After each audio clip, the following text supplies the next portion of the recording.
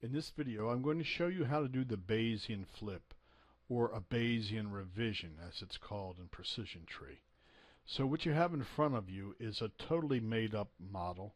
I put numbers on it quickly just to make this video, so don't place any particular importance on the numbers. They're just made up for an example. And we're going to start with something very simple, a levee model, and we begin with the condition of the levees.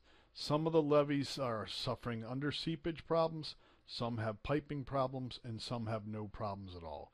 In this model, there are the only three possibilities, and those probabilities have to sum to 1, as they do here. And then what we would like to know is, given this starting condition, what's the probability that the levee will fail?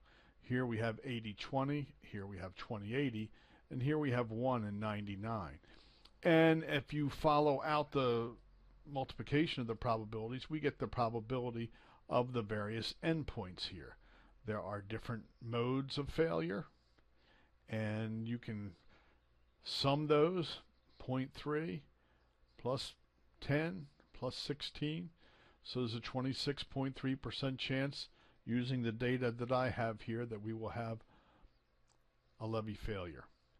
Sometimes we would like to reverse the logic here in this Bayesian flip. So here we're going to go up to the tools cluster, and I'm going to click on the Bayesian revision. Now this says I have previously placed my cursor in this cell here that you're looking at, B14, and it says specify the revised node order. So we might have more than 2 sets of nodes here. If we did, we could put them in any order that we wanted to, that made sense, that made logical sense. Here what we would like to do is put failure first, okay, and condition second. So when I hit OK, you're going to see this model will be flipped.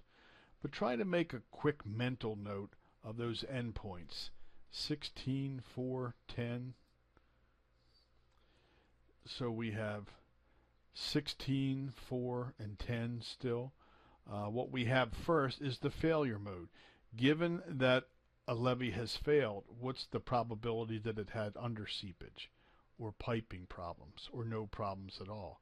So this does the Bayesian revision for us. It flips the logic. It says, given that there's failure, what's the probability of the starting condition? Given that there's no failure, what's the probability of the starting condition?